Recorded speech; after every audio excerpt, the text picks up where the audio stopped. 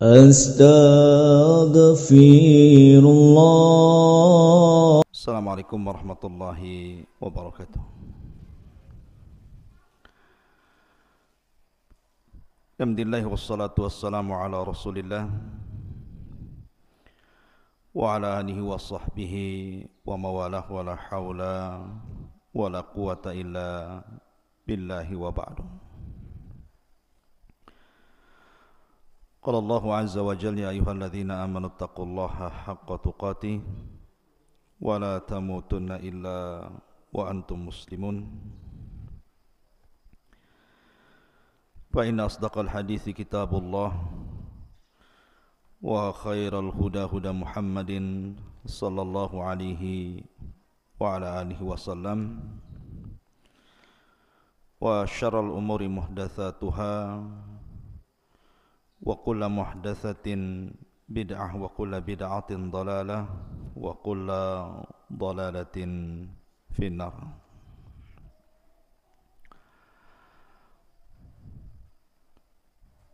Alhamdulillah, ma'asyiral muslimin yang dimuliakan Allah Subhanahu wa taala.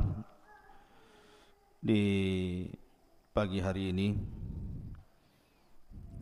kita bisa duduk di Masjid Jabal Uhud, dan insyaallah mungkin setiap pagi dan malam sini kan biasa ada kajian, jadi mungkin antum yang biasa pagi menghafal Quran, mungkin tersita waktunya kita buat kajian 1 jam, habis itu antum lanjutkan dengan tahfidz Al-Quran. Dan pembahasan di pagi hari ini kita akan membahas tentang kisah dalam Al-Quranul Karim, satu sosok yang dijadikan nama dalam Al-Quran yang kita sebut dengan Luqman Al-Hakim. Siapa Luqman Al-Hakim ini? Sampai-sampai Allah Subhanahu wa taala abadikan dalam Al-Quran, bahkan dijadikan satu nama dalam satu surat dalam Al-Quran, suratul Luqman. Tidak mungkin Luqman ini orang biasa. Kalau orang biasa tidak mungkin dicantumkan dalam Al-Quran sebagai nama dalam satu surat. Berarti Luqman ini orang hebat. Sampai-sampai Allah abadikan di dalam Al-Quran. Siapa Luqmanul Hakim ini? Hidup di zaman siapa dia? Apakah dia seorang nabi ataukah bukan? Lalu kenapa kemudian banyak dibicarakan manusia dari barat sampai ke timur, terutama mutiara-mutiara kalam hikmahnya? Ini yang kita akan bahas 1 jam ke depan. Ma'asyiral muslimin yang dimuliakan Allah Subhanahu wa taala, Luqman Al-Hakim diperselisihkan tentang nama, nasab dan laqabnya. Ada yang mengatakan bahwa Luqman Hakim itu nasabnya adalah Luqman ibnu Ba'urah, ibnu Nahur, ibnu Tarikh. Dan Tarikh di sini artinya Azar.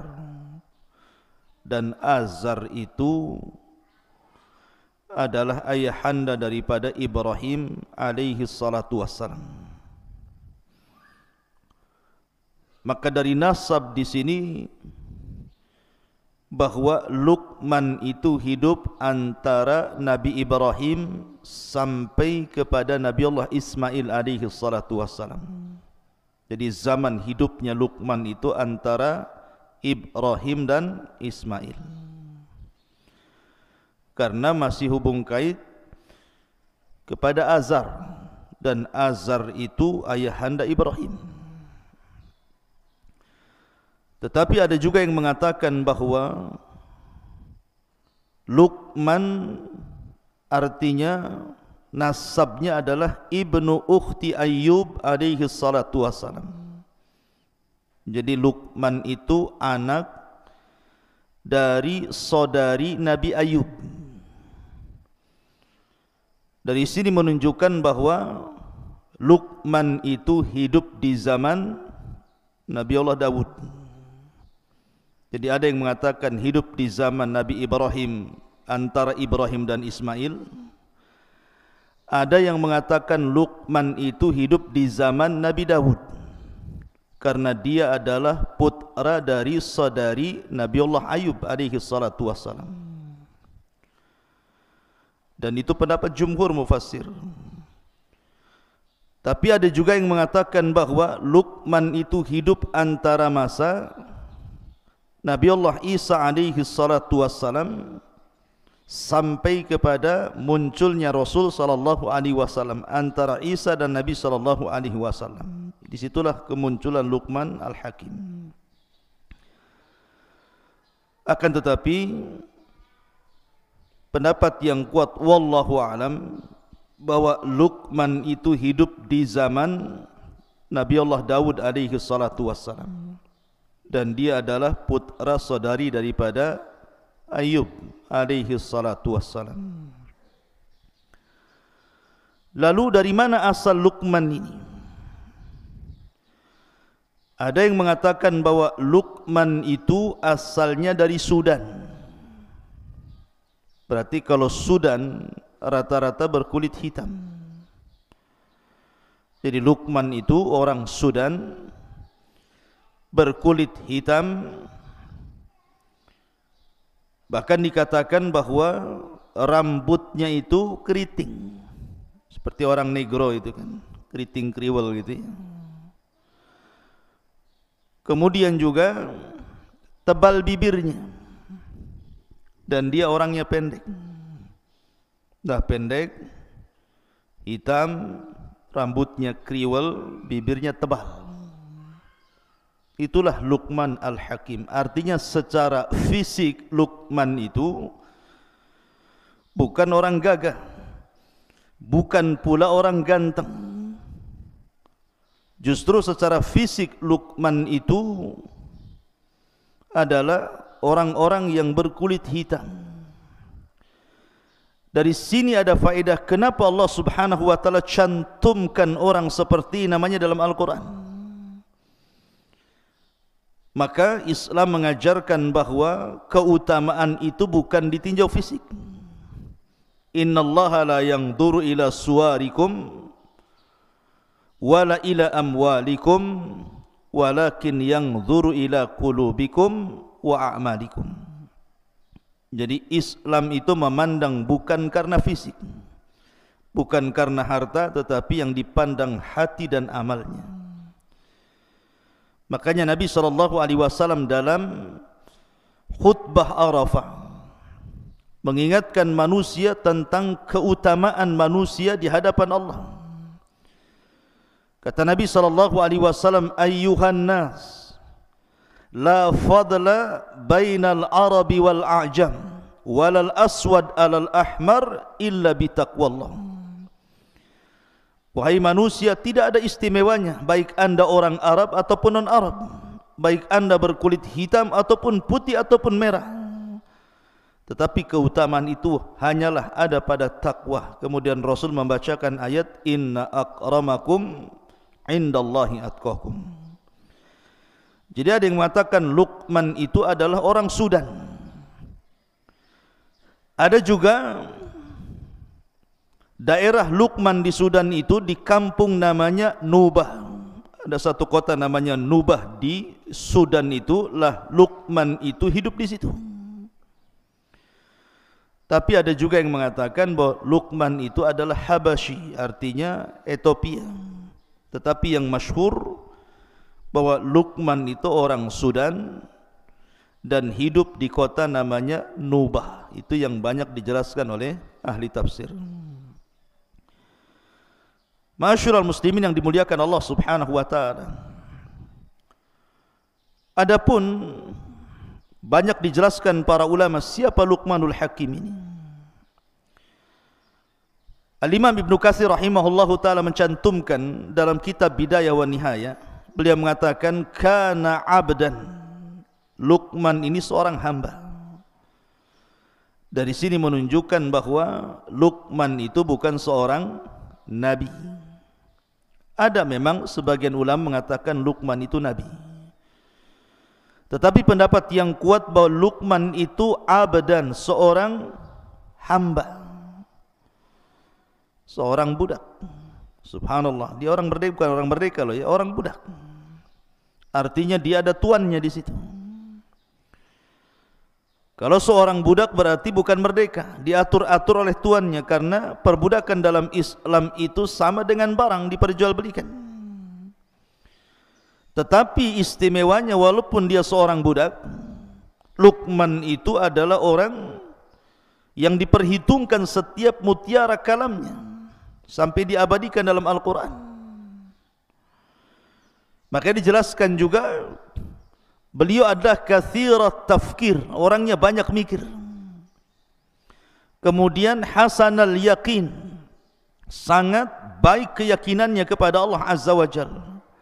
Ahabballaha fa'ahabbahu, karena dia banyak mencintai Allah, akhirnya Allah mencintai dia. Famannallahu alaihi bil hikmah, dan Allah anugerahkan kepada Luqman itu hikmah. Apa itu hikmah? Hikmah itu al-isabatu fil umur.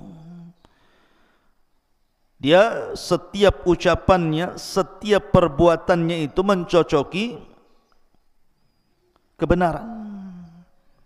Jadi dia kalau ngomong itu udah kayak wahyu saja. Makanya kemudian mutiara hikmahnya itu dipakai sampai di zaman jahiliyah, di zaman Nabi SAW sebelum diangkat menjadi Nabi dan Rasul. Orang-orang jahiliyah terkadang menukil-nukilkan ucapan Luqman sampai hari ini. Saking hebatnya Luqmanul Hakim ini. Ma'asyiral muslimin yang dimuliakan Allah Subhanahu wa taala.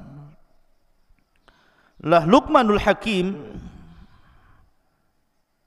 dijelaskan oleh para ulama seperti yang dikatakan Sa'id ibn al-Musayyib. Sa'id ibn al-Musayyib ini seorang pemimpin para tabi'in. Sa'id ibn al-Musayyib mengatakan ketika beliau ditanya, ada orang yang berkulit hitam datang kepada Sa'id ibn al-Musayyib merasa hina karena kulitnya. Jadi dia merasa dihinakan manusia sehingga dia merasa rendah diri. Akhirnya dia datang kepada Sa'id ibn al-Musayyib bertanya soal kenapa Allah ciptakan dia berkulit hitam itu. Maka Sa'id ibn al-Musayyib mengatakan, la tahzan min ajli annaka aswad.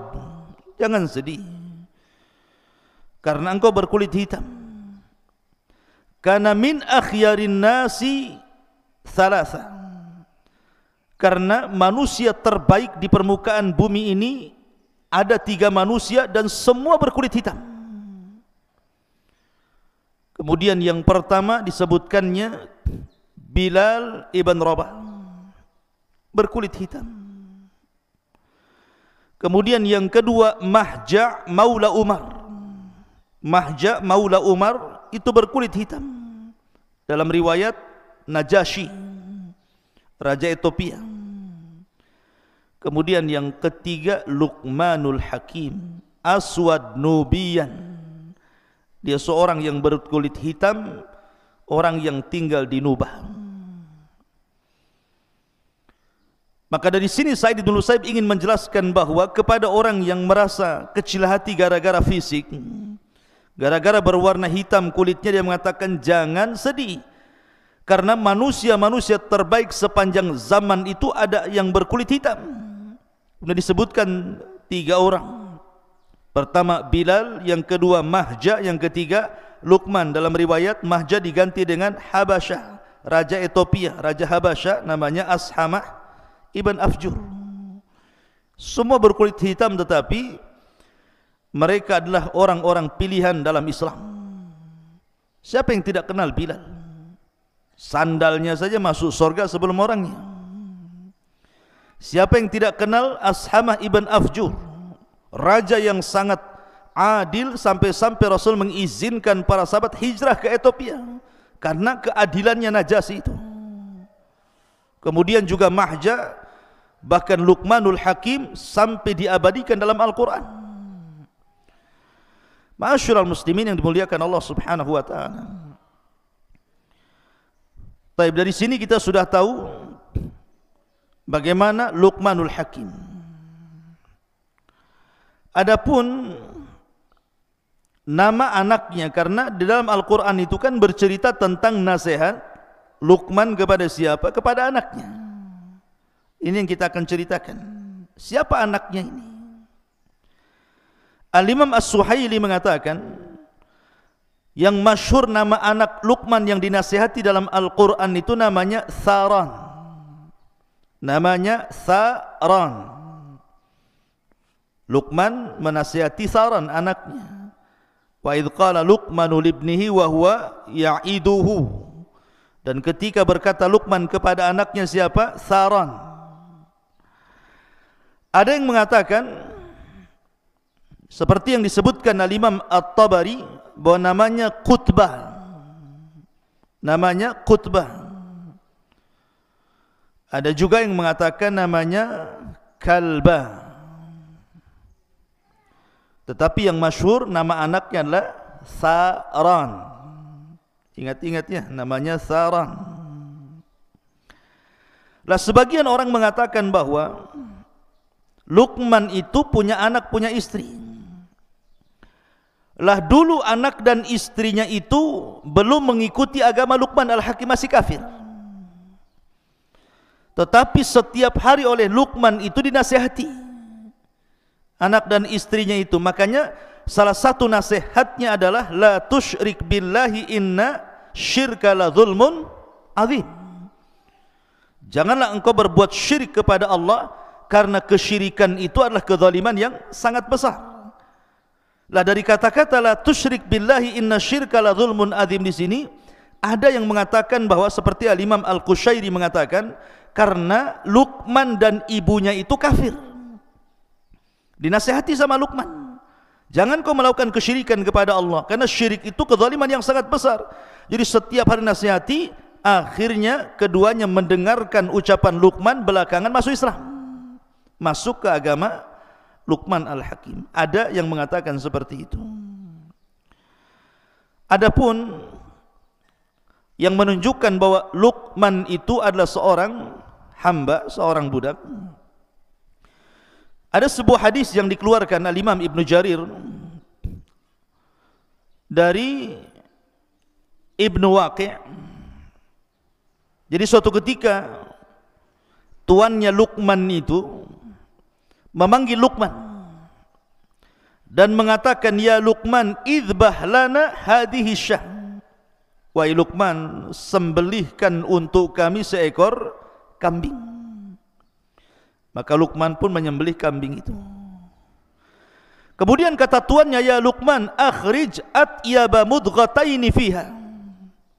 Wahai Luqman, ambilkan dari badan kambing itu yang sudah kau sembelih, kau sukuliti itu, dua perkara dari kambing itu yang paling baik. Dari anggota badan kambing yang paling baik itu keluarkan, kemudian serahkan kepadaku. Kemudian tiba-tiba Luqman mengiris apa? Mengiris lidah kambing, kemudian mengambil hati kambing, diserahkan kepada tuannya dan mengatakan, inilah dari badan kambing yang paling baik, lisan dan hatinya. Kemudian dalam tempo yang lain, tiba-tiba majikannya mengatakan, idbah lana hadhihi syah, kau sembelih lagi kambing itu. Akhirnya disembelihlah kambing, kemudian dikuliti. Kata tuannya, akhrij akhbatha mudghataini fiha. Sekarang ambilkan dari badan kambing itu yang paling jelek. Tiba-tiba Luqman mengiris lisan kambing itu, kemudian mengambil hatinya lagi. Majikannya heran. Kemarin disuruh menyembelih kambing, disuruh ambil bagian terbaik dalam kambing, diambilkannya lisan dan hati. Sekarang disuruh menyembelih kambing, kemudian disuruh mencari yang paling buruk dari anggota badan kambing, dipotongkan lagi lidah dan juga hati. Jadi tuannya bertanya, kenapa sama? Kenapa tidak yang lain, tidak kakinya, tidak pahanya, tidak dagingnya, kenapa itu pula yang diambilkan? Lihat bagaimana kata-kata hikmah Luqman Hakim. Makanya kenapa dia disebutkan Dzu hikmah, pemilik hikmah luar biasa. Kata Luqmanul Hakim, innahu laisa min syai'in atyab minhuma idza taba wala akhbatha minhuma idza khabutha. Wahai Tuan, sesungguhnya lisan dan hati ini akan menjadi baik kalau baik keduanya. Kalau hati kita baik, maka lisan pun akan baik. Akan tetapi akan menjadi buruk kalau seandainya buruk keduanya. Apabila hatinya busuk, pasti lisannya pun ikut busuk. Lihat bagaimana kata-kata hikmah Luqman Al-Hakim. Kemudian juga banyak dijelaskan tentang kata-kata hikmah Luqmanul Hakim selain dalam Al-Quran, dan itu masyhur. Walaupun secara sanad memang para ulama masih fihi nazar, tetapi banyak dicantumkan di dalam kitab-kitab para ulama seperti Al-Alusi dan yang lainnya, itu sampai mencantumkan beberapa kata-kata hikmah. Apa saja di antaranya? Luqmanul Hakim mengatakan, ya bunayya akthir min qawli rabbighfirli fa inna lillahi sa'atun la yuraddu fiha sa'il. Wahai anakku, perbanyak ucapan ya Allah ampunilah diriku, karena Allah itu memiliki satu waktu yang tidak mungkin setiap yang bertanya ditolak oleh Allah. Ya memang dalam Islam juga ada kan waktu-waktu yang kalau antum berdoa pasti akan diijabah, seperti sepertiga malam akhir, doa dalam sujud, doa di antara dua azan gitu ya.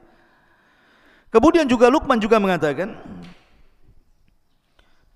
dia mengatakan, ya bunai ittaqid taqwallah tijaratan ya'tika ribhu min ghairi bida'ah.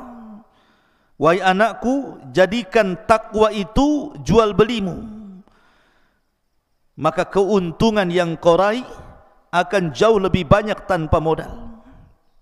Takwa itu adalah perjualbelian kita dengan Allah tanpa modal, tetapi sudah jelas untungnya, kata Luqman. Kemudian juga di antara kata-katanya, ya bunai la ya'kul ta'amaka illal atqiyah wa syawir fi amrikal hukama. Wahai Luqman, jangan kau makan kecuali bersama orang-orang yang bertakwa, dan bermusyawarahlah pada urusanmu bersama orang-orang yang memiliki kebijakan akal. Ini juga di antara kata-kata Luqman Al-Hakim. Tetapi ikhwan, dari mana Luqman mendapatkan hikmah itu? Kenapa Allah berikan hikmah? Kenapa setiap untayan-untayan kata Luqmanul Hakim itu berharga? Kenapa pula setiap kata-katanya terus dinukilkan dari abad ke abad, dari zaman ke zaman sampai hari ini? Bahkan Quran mencantumkannya. Hebat kali Luqman ini. Ada apa dengan Luqman ini? Suatu ketika Luqman ini ditanya, dari mana anda mendapatkan hikmah itu? Lihat jawaban Luqman. Dia mengatakan, bi ghaddi basari, karena aku selalu menundukkan pandangan. Wa kaffi lisani, dan aku selalu menjaga lisan. Wa iffati mat'ami, dan aku selalu menjaga makanan yang kumasukkan ke dalam perutku. Wa hifdi farji, dan selalu aku jaga kemaluanku untuk tidak berzina. Kemudian wa hifdi jari, dan aku selalu muliakan tetanggaku. Wa wafa'i bi ahdi, aku selalu menjaga setiap amanah yang diberikan kepadaku.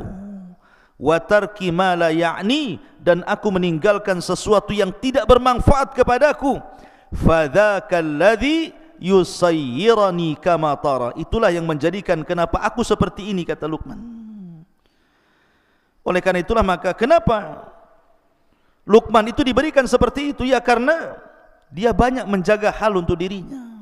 Makanya suatu ketika Luqman ini melihat Nabi Daud sedang memintal-mintal besi. Nabi Daud itu kalau membuat baju perang bukan dipanasi kemudian dipentung gitu ya kayak pandai besi, tidak. Jadi Nabi Daud itu kalau buat pandai besi itu pakai tangannya saja dikual-kual itu. Ya. Kemudian dipelintir-pelintir akhirnya jadi baju. Nah Luqmanul Hakim suatu ketika berada di samping Nabi Daud yang sedang memintal-mintal membuat baju besi itu. Ketika itu Luqman ingin bertanya, maksudnya kenapa seperti itu? Tapi Luqman urung untuk menanyakan perkara itu, tidak jadi. Dia terus memperhatikan Nabi Daud sampai baju besinya jadi. Setelah baju besinya jadi, tiba-tiba kemudian Nabi Daud kemudian meletakkan di badan Luqman Al-Hakim, kemudian menjelaskan kenapa dia membuat baju besi seperti itu. Baju besi terbaik yang pernah dibuat Nabi Daud untuk Luqman Al-Hakim. Dari sini kata Luqman Al-Hakim, kenapa dia tidak jadi dan urung menanyakan kepada Nabi Daud soal baju besi itu. Kata Luqman Al-Hakim, setelah kemudian selesai Nabi Daud membuat baju besi, kemudian dipakaikan di badanku dan aku lihat ini baju besi terbaik, barulah Nabi Daud menjelaskan kenapa. Baru aku tahu bahwa diam itu adalah hikmah. Diam itu adalah hikmah. Karena begini, terkadang ada orang yang penasaran gitu, orang ini lagi bicara, kadang-kadang kita ini sudah nyela-nyela dia, padahal kalau seandainya kita dengar dia sampai selesai bicara, tentu kita tahu jawabannya, sudah jelas perkaranya. Tapi ada orang yang tergesa-gesa itu, dia baru ngomong A, kita sudah ngomong B, dia ngomong D, kita udah ngomong C, jadi akhirnya berdebat, tidak tahu ujung pangkalnya. Maka terkadang diam itu emas. Dengan diam saja lama-lama paham, oh iya maksudnya ini begini begitu ya, tanpa harus mempertanyakan, nanti jelas sendiri maksudnya. Lah itu kata Luqman, itu bagian daripada hikmah. Itulah Luqmanul Hakim, luar biasa. Ma'asyiral muslimin, makanya dari situ kemudian ada yang mengatakan akhirnya Nabi Daud menjadikan Luqman ini seorang qadhi di zamannya. Itu ada juga yang mengatakan seperti wallahu a'lam. Baik. Kenapa Luqmanul Hakim dicantumkan dalam Al-Quran dan hikmahnya? Karena Luqman ini terkenal, bukan hanya kita ahli sunnah yang membicarakan tentang Luqmanul Hakim ini, orang-orang Syiah pun membicarakan Luqmanul Hakim. Seperti yang dijelaskan dalam kitab Syiah namanya Biharul Anwar, karya Al-Majlisi itu. Jadi ada kisah seperti ini. Jadi suatu ketika Luqman itu, ini dalam kitab Syiah ya, bukan kitab ahli sunnah. Wallahu a'lam sanadnya gimana. Tapi yang jelas Luqman itu dijelaskan dia sedang berjalan bersama keledai. Antum tahu keledai? Tahu keledai antum? Enggak tahu keledai? Antum tahunya keledai apa? Kacang kedelai. Ya, ini bukan kacang kedelai. Keledai. Keledai itu kayak kuda. Ya. Jadi Luqman ini berjalan sama anaknya. Dia naik di atas keledai. Anaknya pula dia bawa tali kekangnya. Kata orang-orang di pasar, tega banget Luqman itu. Dia naik di atas keledai, anaknya pula suruh jalan kaki katanya. Dengarlah Luqman kata-kata itu. Akhirnya kemudian dia ganti. Dia yang turun dari keledai, anaknya suruh naik. Dia yang bawa keledai. Rupanya orang-orang pasar masih ngomel juga. Kurang ajar anaknya katanya. Masa bapaknya suruh jalan, anaknya pula yang naik keledai katanya. Akhirnya Luqman bingung. Dia yang naik salah, anaknya yang naik salah. Akhirnya turunlah Luqman itu dari keledai itu. Kata orang-orang, apa Luqman punya keledai kok nggak ditunggangi, malah dibawa, diseret-seret katanya. Luqman bingung. Akhirnya dia naik sama anaknya dua-duanya. Orang masih bicarakan, tega banget keledai kecil dua-duanya naik di situ katanya. Cuma lihat dari sini Luqman Hakim mengatakan, apapun yang dibuat dia pasti manusia akan bicara. Dari sini dia mengatakan maka diam itu emas, ya kan? Sebab kalau seandainya setiap komentar orang kemudian dibicarakan, nggak akan berhenti, karena manusia itu tidak mungkin selamat dari ucapan orang. Mau gimana pun pasti kita akan dibicarakan orang. Antum mau baik mau jahat pasti orang akan bicarakan keburukan kita. Ya seperti itu manusia. Tapi dalam kitab Syiah ya, Biharul Anwar, saya enggak akan bicarakan tentang masalah Luqman yang tidak jelas sanadnya. Kita langsung saja bagaimana Al-Qur'anul Karim menggambarkan Luqman Al-Hakim ini. Lihat bagaimana Allah mengatakan dalam Al-Qur'an dalam suratul Luqman ayat 12 dan begitu seterusnya. Allah mengatakan, "Walaqad ataina Luqmanal hikmata," dan sungguh kami berikan kepada Luqman ini al-hikmah. Hikmah ini ucapan yang sangat bijaksana, penuh dengan mutiara-mutiara kebaikan. Anishkur lillah, agar bersyukur kepada Allah Subhanahu wa taala. Wa man yashkur fa innama yashkuru li nafsi wa man kafara fa innallaha ghaniyyun hamid. Dan sungguh telah kami berikan hikmah kepada Luqman, yaitu bersyukurlah kepada Allah, dan barang siapa yang bersyukur kepada Allah maka sesungguhnya dia bersyukur untuk dirinya, dan barang siapa yang tidak bersyukur artinya kufur maka sesungguhnya Allah Maha Kaya lagi Maha Terpuji. Luqman sudah diberikan banyak kebaikan berupa hikmah, sudah selayaknya bersyukur. Maka pelajarannya, antum yang Allah Subhanahu wa taala pilihkan dari setiap orang, antum bisa belajar agama. Tidak semua orang-orang yang seusia antum itu bisa duduk di pesantren. Coba antum lihat anak-anak yang seusia antum, ada yang nongkrong di jembatan, ada yang mancing, ada yang ikut geng motor, ada yang ikut anak pang, yang anting-antingnya dari botol aqua itu, ada macam-macam tuh. Coba, tapi antum bisa hidup kemudian duduk di pesantren ini nikmat besar, ikhwan. Syukuri.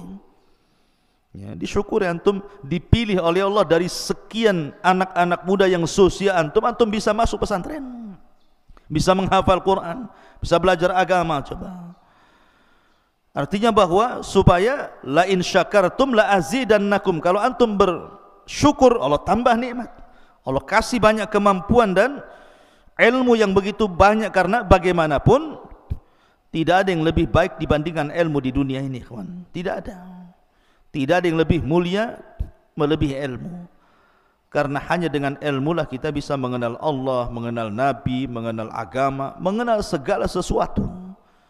Dan keistimewaan apapun tidak mungkin diraih kecuali dengan ilmu. Lihat ayat berikutnya, Allah mengatakan, wa idh qala Luqmanu libnihi, dan ingatlah ketika Luqman berkata kepada anaknya. Siapa anaknya tadi? Tharan, ya. Wa huwa ya'iduhu, dan dia terus menasihatinya. Ada yang mengatakan sekali lagi bahwa ketika itu anaknya masih kafir dan juga istrinya masih kafir. Makanya Luqman mengatakan, la tusyrik billah inna syirka la zulmun azim. Jangan sekutukan Allah, karena kesyirikan itu kezaliman yang sangat besar. Dari sini Luqman mengikuti thariqah para nabi. Apa thariqah para nabi? Walaqad ba'atsna fi kulli ummatir rasulan an i'budullaha wajtanibut taghut. Dan kami utus pada tiap-tiap umat ini seorang rasul, di mana tugasnya mereka hanya menyampaikan tauhid, sembahlah Allah dan jauhi sesembahan selain Allah alias taghut. Dia mendahulukan dakwah tauhid. Makanya antum nanti kalau sudah terjun di masyarakat, maka yang pertama kali menyerukanlah dakwah tauhid, hancurkan kesyirikan, ajak manusia menyembah Allah Subhanahu wa taala. Karena di zaman sekarang terlampau banyak orang-orang yang terjerumus kepada kesyirikan. Mulai orang datang ke dukun, orang percaya tangkal, padahal di zaman sekarang loh ya, masih percaya klinik, itu kan aneh. Tetapi begitulah syaitan menundukkan manusia agar tidak mentauhidkan Allah dan dijerumuskan kepada kesyirikan, sehingga banyak orang-orang cerdas, pandai, sekolah tinggi-tinggi masih juga datang ke dukun ya, memelihara tangkal, jimat dan yang semacamnya. Kemudian Allah mengatakan, wa wassaynal insana biwalidayhi. Setelah Luqman menasihati anaknya agar jangan menyekutukan Allah, kemudian belakangan anak dan istrinya masuk Islam, mentauhidkan Allah, baru Luqman mengingatkan tentang wasiat bahwa amalan terbaik setelah tauhid apa? Birrul walidain. Ingat birrul walidain, ikhwan. Antum ketika mondok di sini itu dalam rangka birrul walidain. Betapa banyak orang tua di zaman sekarang itu mengharap bahwa dengan dipondokkannya antum di sini itu pulang itu menjadi anak yang berbakti loh. Hanya itu di zaman sekarang. Karena terlampau banyaknya anak-anak muda nakal enggak karu-karuan, akhirnya harapan orang tua itu yang penting anak saya baik. Makanya saya nasihatkan sama antum, kalau libur kayak kemarin gitu ya, harusnya mencerminkan antum itu dididik di pesantren. Karena banyak juga berita-berita yang sampai ke telinga ustadz nih, macam-macam cerita antum di rumah itu. Bahkan ada orang tua itu melihat antum tak kerasan, bagusnya di pondok saja anak saya ustadz gitu. Lah ini kan lucu.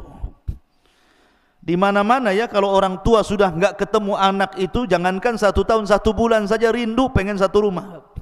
Ada pula orang tua yang tak rindu lihat antum tuh kayak lihat apa gitu kan. Tolonglah ustadz, kapan masuk lagi? Masukkan anak saya, udah enggak karu-karuan di sini. Lah, kok bisa kayak gitu tuh? Anak saya sudah pergaulannya ini enggak beres ini. Bukannya mempengaruhi orang, dia pula yang terpengaruh. Harusnya dia mewarnai orang, dia pula yang warna-warni enggak jelas katanya. Ini karena heran antum ini. Harusnya seorang santri kalau balik ya harus nampak loh saya ini berbeda dengan anak-anak yang lainnya. Makanya di sini Allah mengatakan wa wassaynal insana biwalidayhi. Kami wasiatkan kepada manusia itu berbuat baik kepada kedua orang tuanya. Apa alasannya? Lihat bagaimana Allah mengatakan hamalathu ummuhu wahnan ala wahnin. Kemudian wa fisaluhu fi amaini anishkurli wa liwalidayka ilayyal masir. Karena ketika orang tua mengandung saya, antum atau siapapun, itu kelemahan di atas kelemahan, ikhwan. Kemudian disusui 2 tahun. Bagaimana ketika antum tengah malam bangun, orang tua ikut bangun, antum nangis, orang tua ikut bangun, antum sakit, orang tua stres, macam-macam loh.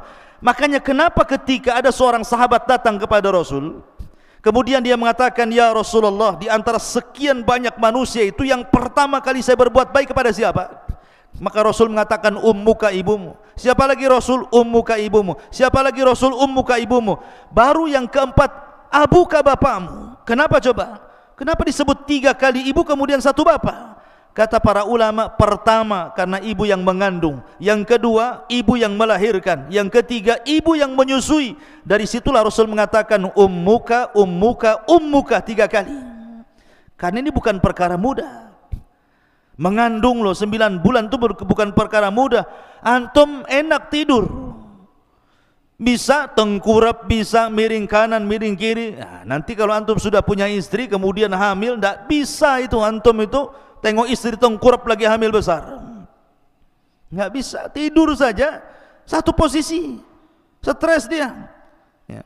Belum lagi kemudian melahirkan, meregangkan nyawa. Makanya Abdullah ibn Abbas radhiyallahu anhuma atau Abdullah ibn Umar radhiyallahu anhuma, ketika ada orang menghajikan orang tua dari negeri yang sangat jauh.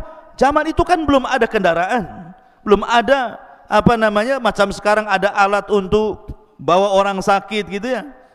Digendong dari negerinya itu loh, jalan kaki sampai ke Mekah. Kemudian dia tawaf digendong ibunya, sa'i digendong ibunya, lempar jumrah digendong ibunya, sampai selesai manasik haji 6 hari itu ibunya berada di pundaknya sampai kelelahan, keletihan. Dia datang kepada Abdullah ibn Umar radhiyallahu anhu dan mengatakan, wahai Abdullah ibn Umar, apakah dengan aku menggendong ibuku dari negeriku sampai ku hajikan, selesai haji sampai keletihan, sudah kutebus kebaikan kedua orang tua ku, wahai Abdullah ibn Umar? Lihat jawaban Abdullah ibn Umar, walau zafara min zafaratiha. Ketahuilah bahwa hentakan nafas ibumu saat melahirkan kamu, 1 kali hentakan itu tidak bisa ditandingi.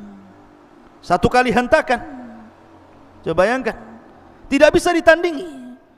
Sementara kita kan tahu itu kalau orang melahirkan itu berapa kali nafas gitu ya. 1 kali nafas yang keluar saat mengeluarkan antum saja itu tidak sebanding dengan kebaikannya. Dari sini ikhwatu fiddin penting berbuat baik. Makanya ada laki-laki dari Yaman itu datang kepada Rasulullah ingin terlibat dalam jihad dan mengatakan, ya Rasul, alhiqni bil jihad, Rasul libatkan aku dalam jihad, aku sudah jalan kaki dari Son'ah ke Madinah. Itu bukan perjalanan sebentar tuh. Tapi Nabi SAW mengatakan, ahayyun walidaik, masih hidup kedua orang tuamu. Rasul tidak bertanya skillnya, emang kau jihad bisa apa? Bisa mana? Bisa pedang? Bisa naik kuda? Sudah pernah membunuh? Sudah berjihad? Tidak. Rasul tidak bertanya soal skill perang.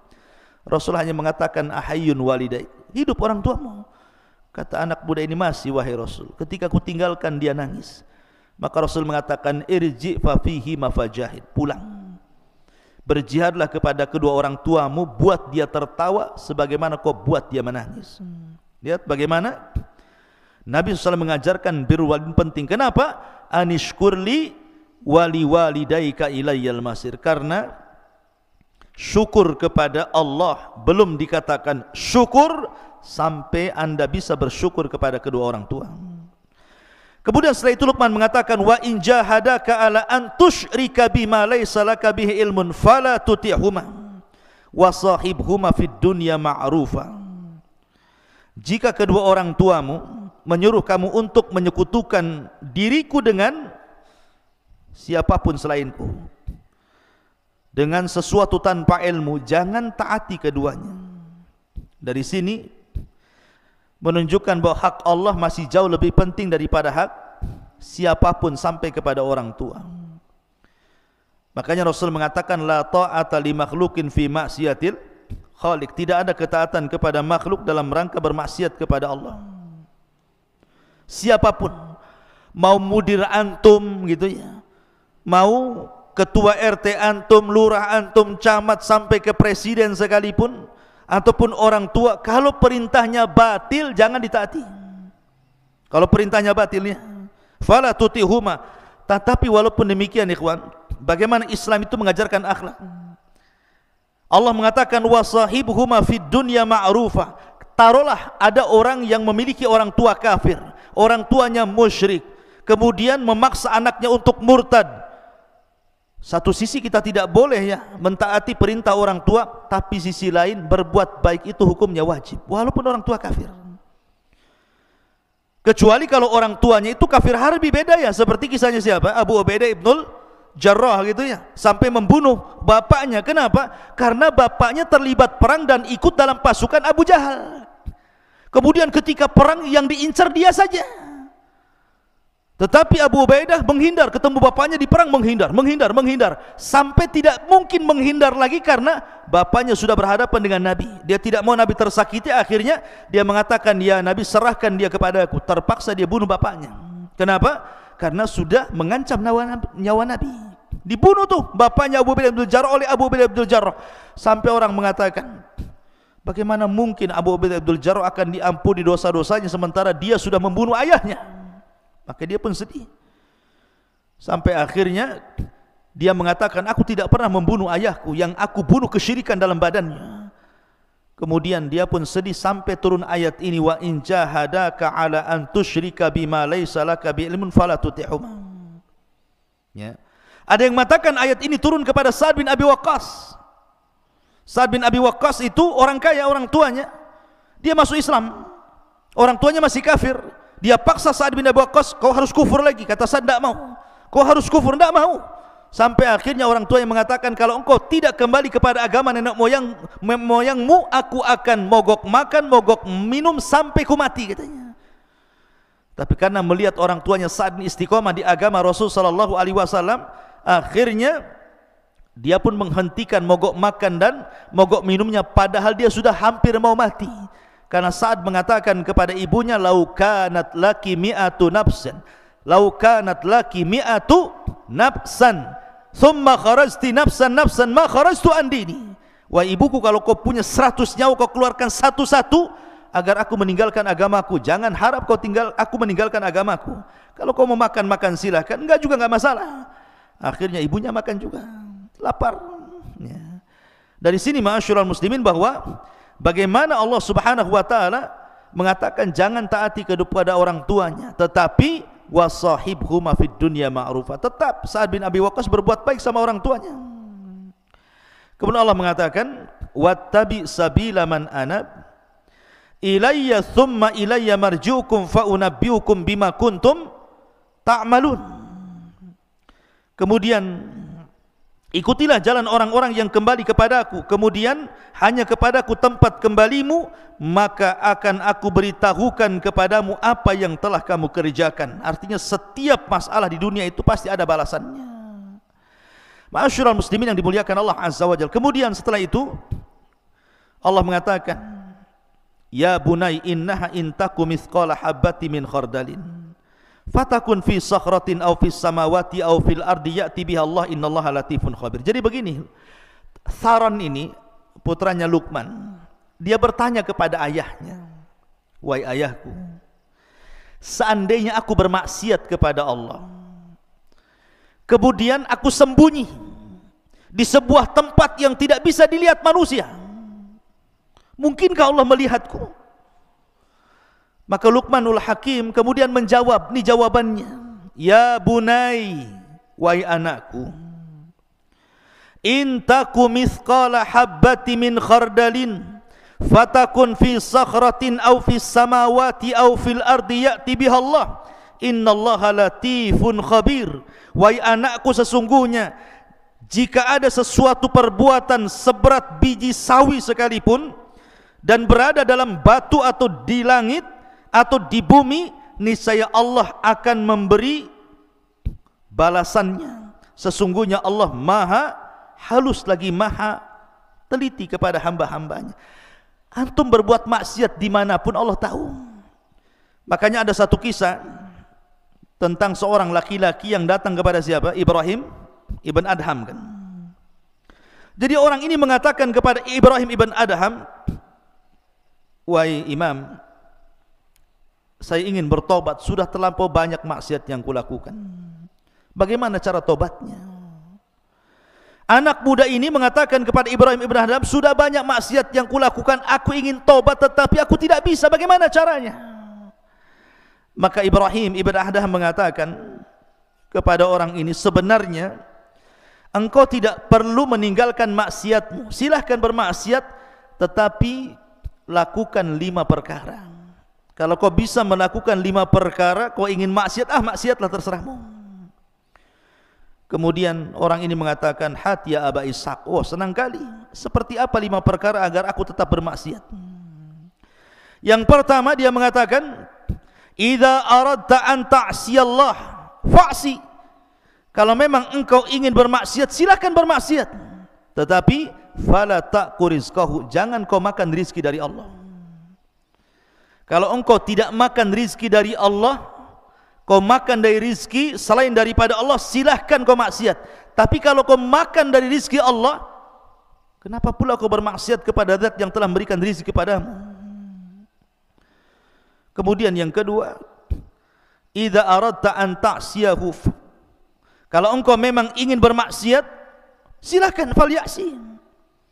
Fala taskun syai'an min biladihi, tapi syaratnya kau jangan tinggal di satu jengkal dari bumi-bumi Allah.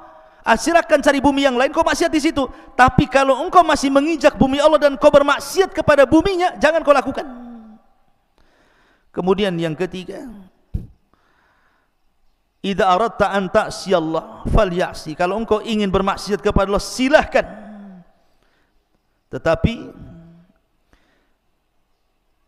wa anta tahta rizki wa fi biladihi fangdur maudhi'an la yaraka fihi mubarizan lahu fa'si fihi, silahkan cari tempat yang Allah tidak sanggup melihatmu. Nah, di sini syahidnya. Kalau engkau ingin maksiat, silahkan cari tempat sembunyi dan Allah tidak bisa melihatmu. Mustahil, Allah pasti melihat, ya kan? Maka dari sini ikhwatu fillah, ketika Luqman, anaknya Luqman Tharon mengatakan, wahai abiku, kalau seandainya aku bermaksiat di tempat yang gelap, tidak ada orang yang tahu, mungkinkah Allah akan melihatnya? Maka Luqman mulai menasihati, wahai anakku, amalan baik atau buruk sebiji dzarah sekalipun, pasti Allah akan tahu dan akan membalasnya. Maka ini penting. Kemudian setelah itu Luqman Hakim mengatakan, ya bunayya aqimis salata wa'mur bil ma'ruf wanha 'anil munkar wasbir 'ala ma asabak inna dzalika min azmil umur. Wahai anakku, laksanakanlah salat dan suruhlah manusia berbuat yang ma'ruf dan cegahlah mereka dari yang mungkar dan bersabarlah terhadap apa yang menimpamu, sesungguhnya yang demikian itu termasuk perkara yang paling penting. Setelah kemudian menjelaskan tentang hak Allah, baru kemudian hak Allah yang paling penting setelah tauhid, kemudian Luqman menasihati agar kita salat. Ya, karena salatlah amalan yang menentukan semua amal yang lainnya. Begitulah Nabi mengatakan, awwal man yuhasabu bihil abdu yaumal qiyamah salatuhu, fa in saluhat salatuhu saluha sairu amalihi, wa in fasadat salatuhu fasada sairu amalihi. Artinya salat itu menentukan semua amal. Kemudian Allah mengatakan, wala tusair khaddaka linnas wala tamshi fil ardi maraha innallaha la yuhibbu kulla mukhtalin fakhur. Dari sini Luqman mulai bicara tentang akhlak. Luqman mengatakan kepada anaknya, dan janganlah kamu memalingkan wajahmu dari manusia karena sombong, dan janganlah berjalan di permukaan bumi dengan angkuh. Sesungguhnya Allah tidak suka orang-orang yang sombong dan membanggakan diri. Lihat bagaimana akhlak diajarkan Luqman kepada anaknya. Artinya apa yang kita sombongkan coba? Wallahu akhrajakum min butuuni ummahatikum la ta'lamuna syai'a. Ketika kita dikeluarkan dari perut ibu, kira-kira apa yang terjadi dengan bayi? Tidak tahu apa-apa. Melihat pun belum, mendengar pun tidak bisa, bergerak pun terbatas, tenaga pun tidak ada. Baru kemudian tumbuh besar, Allah berikan pandangan, Allah berikan pendengaran, Allah berikan akal, kecerdasan, kemudian tenaga kuat. Tiba-tiba yang satu jadi profesor, yang satu jadi pilot, yang satu jadi dokter, yang satu jadi macam-macam. Tiba-tiba sombong. La haula wala quwata illa billah. Itu semua nikmat Allah. Makanya kenapa al-jaza min jinsil amal, bahwa setiap perbuatan itu disesuaikan dengan perbuatannya. Nanti pada hari kiamat orang-orang yang sombong itu akan diciptakan oleh Allah seperti zarrah, seperti semut kecil. Di padang mahsyar itu orang-orang yang sombong itu nanti badannya dikecilkan oleh Allah seperti semut.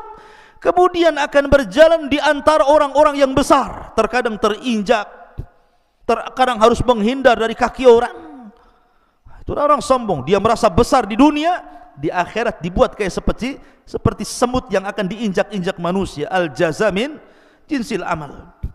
Kalau Allah mengatakan waqsid fi masyik waghdud min sautik inna ankaral aswat la sautul hamir.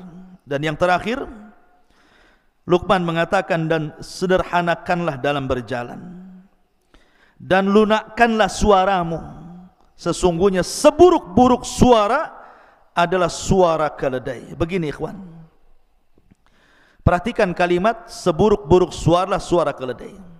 Yang menciptakan keledai siapa? Allah. Yang menciptakan suara keledai siapa? Allah. Yang mengatakan seburuk-buruk suara keledai siapa? Allah. Apa coba? Yang menciptakan keledai Allah, yang menciptakan suara keledai Allah, yang mengatakan seburuk-buruk suara adalah suara keledai Allah juga. Apa hikmahnya? Terkadang ikhwan, ada orang-orang yang Allah ciptakan dari manusia itu, yang memang Allah takdirkan lisannya itu selalu menjelek-jelekan manusia. Yang menciptakan dia Allah, yang menciptakan dia bisa bicara Allah, tetapi orang ini pula seburuk-buruk suara. Maka antum di masyarakat akan antum temui orang-orang yang seperti ini. Antum tidak akan selamat dari ucapan manusia. Seperti tadi kisah tadi ya, Luqman naik keledai salah, anaknya yang naik keledai salah, dua-duanya naik keledai salah, dua-duanya tidak naik keledai salah, dibicarakan orang. Ada orang ingin supaya tidak dibicarakan orang, akhirnya kemudian tidak keluar dari rumah. Dibicarakan juga, oh jangan-jangan sakit dia. Kenapa dia tidak keluar rumah katanya? Ketika sering keluar rumah, ngapain orang ini mondar-mandir saja kayak nggak ada kerjaan. Ketika kadang di rumah, kadang enggak, dibicarakan juga. Manusia itu akan ngomong seperti itu. Orang itu tidak akan selamat. Jangankan sekelas kita, sekelas para nabi.